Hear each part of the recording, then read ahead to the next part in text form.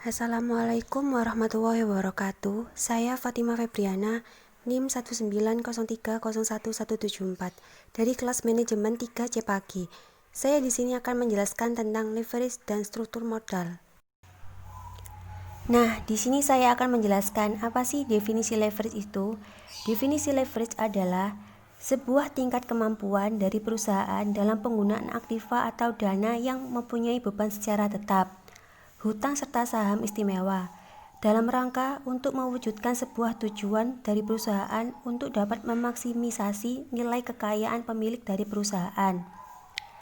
Leverage dapat juga diartikan sebagai suatu penggunaan aktiva, dengan kata lain dana dengan tujuan untuk menggunakan dana tersebut apabila perusahaan harus menutupi semua biaya tetap dan beban tetap. Selanjutnya, fungsi leverage.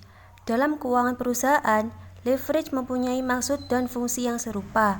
Lebih jelas lagi, financial leverage juga dapat digunakan untuk meningkatkan tingkat keuntungan yang diharapkan.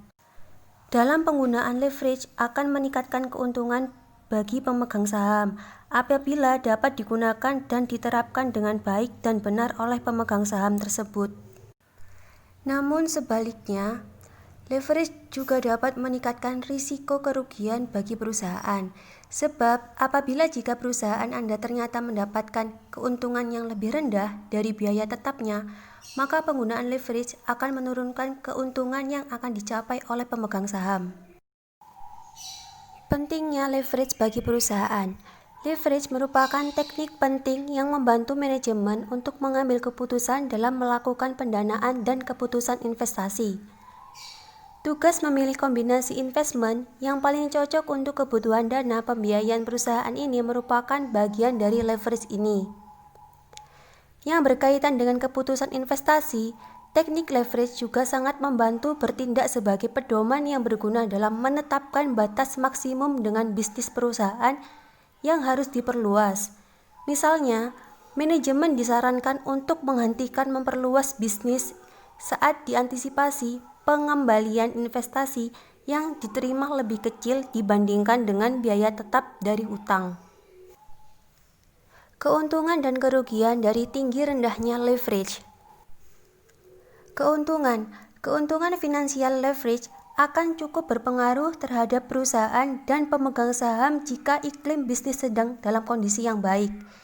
Jika kondisi penjualan dalam keadaan yang sangat tinggi dan keuntungan operasi juga tinggi, maka financial leverage juga akan tinggi yang akan langsung berpengaruh ke EPS yang tinggi juga. Dan kerugiannya, jika tingkat utang yang dimiliki semakin besar, maka juga akan meningkatkan resiko yang akan dihadapi oleh sebuah perusahaan. Kerugian financial leverage akan menyebabkan perusahaan tersebut masuk masa yang berbahaya, terutama jika iklim bisnis sedang pada masa yang buruk, karena tingkat peluang keuntungan operasional yang didapatkan tidak akan bisa untuk membayarkan bunga yang muncul dari pinjaman. Selanjutnya, saya akan menjelaskan definisi struktur modal. Istilah struktur berarti pengaturan berbagai bagian. Jadi, struktur modal berarti pengaturan modal dari sumber yang berbeda, sehingga dana jangka panjang yang dibutuhkan untuk bisnis dinaikkan. Dengan demikian, struktur ini mengacu pada proporsi atau kombinasi dari modal saham ekuitas, modal saham preferensi, surat utang, pinjaman jangka panjang, laba ditahan, dan sumber dana jangka panjang lainnya dalam jumlah total modal yang harus dikumpulkan oleh perusahaan untuk menjalankan bisnisnya. Fungsi struktur modal. Fungsi struktur modal yaitu 1. Peningkatan nilai perusahaan. 2. Pemanfaatan dana yang tersedia. 3. Maksimalisasi pengembalian. 4. Minimalisasi biaya modal. 5.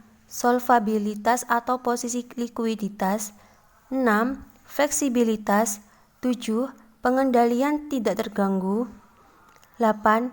Minimalisasi risiko keuangan. Selanjutnya, pentingnya struktur modal bagi perusahaan. Struktur modal penting karena struktur modal bisa mempengaruhi kondisi keuangan perusahaan, bisa mempengaruhi harga saham perusahaan, bahkan kelangsungan hidup perusahaan bisa diprediksi. Risiko bisnisnya bisa dilihat, yaitu 1. Kondisi keuangan perusahaan. Kondisi keuangan perusahaan adalah yang paling berpengaruh terhadap perusahaan yang terjadi pada struktur modal. 2. Mempengaruhi harga saham. Perubahan nilai saham tentu akan berdampak pada kemakmuran para pemegang saham. Pasar akan merespons setiap tindakan perusahaan, terutama tentang bagaimana cara perusahaan memenuhi kebutuhan dananya. 3. Melihat risiko perusahaan. Bagaimana kemampuan perusahaan untuk memenuhi kewajibannya yang sangat tinggi berpengaruh terhadap risiko bangkrut. Terlebih misalnya bagaimana perusahaan dengan rasio utang yang tinggi dalam menghadapi kondisi resesi atau depresi ekonomi yang terjadi.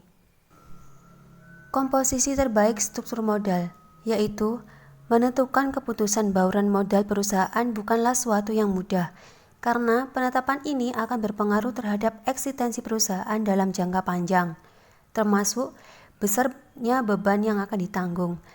Struktur modal perusahaan tergantung pada beberapa faktor yang melekat di dalamnya.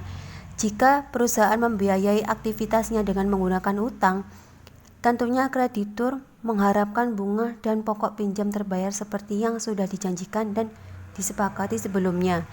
Gagal melaksanakan kesepakatan tersebut bisa berbuntut hukum. Pada sisi lainnya, dengan pendanaan ekuitas, praktis tidak ada kewajiban legal yang memaksa, meskipun perusahaan dapat memilih untuk mendistribusikan dana kepada pemilik dalam bentuk dividen tunai. Tidak ada persyaratan hukum yang memaksa perusahaan untuk melakukan hal itu. Selanjutnya, lebih baik mana menggunakan modal sendiri atau hutang jika dikaitkan dengan resiko dari masing-masing sumber dana. Penjelasannya yaitu, memilih menggunakan modal sendiri atau modal pinjaman untuk memulai usaha adalah sebuah pilihan yang harus diputuskan secara matang oleh seorang wirausahawan. Yang terpenting adalah bagaimana cara mengelola modal tersebut supaya dapat membuat usaha bisa berjalan dengan baik. Dari manapun modal diperoleh akan dapat memajukan dan mengembangkan usaha jika pengaturan terhadap modal dilakukan secara terencana. Dan dalam ilmu usaha ada dua cara dalam memperoleh modal, yaitu dengan menggunakan modal sendiri atau menggunakan modal pinjaman. Pada dasarnya, kedua modal tersebut sama-sama baik jika digunakan untuk memulai usaha. Namun, baik itu modal sendiri maupun modal pinjam memiliki kekurangan dan kelebihannya masing-masing yang berdampak secara langsung terhadap proses berjalannya sebuah usaha. Terima kasih. Wassalamualaikum warahmatullahi wabarakatuh.